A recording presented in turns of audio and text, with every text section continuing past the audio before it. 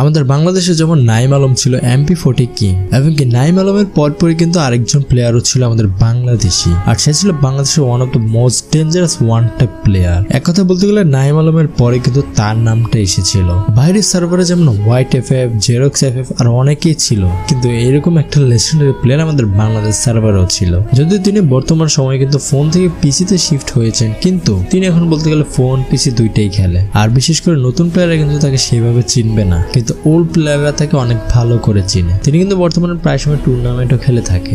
একটা সময় আমাদের MP40 কিং নাইম আলম এবং কি সেই ওয়ান টাইপ লেজেন্ডের নামে বেশি চলতো। কি মনে হয় কার কথা বলছি অবশ্যই কমেন্টে বলে যাবেন।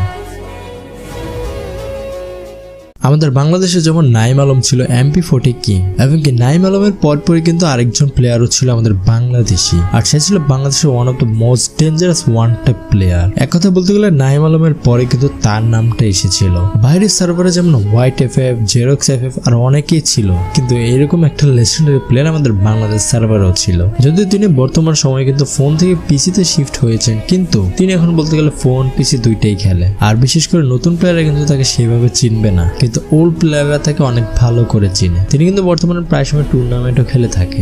একটা সময় আমাদের MP40 কিং নাইম আলম এবং কি সেই ওয়ান টাইপ লেজেন্ডের নামে বেশি চলতো। কি মনে হয় কার কথা বলছি অবশ্যই কমেন্টে বলে যাবেন।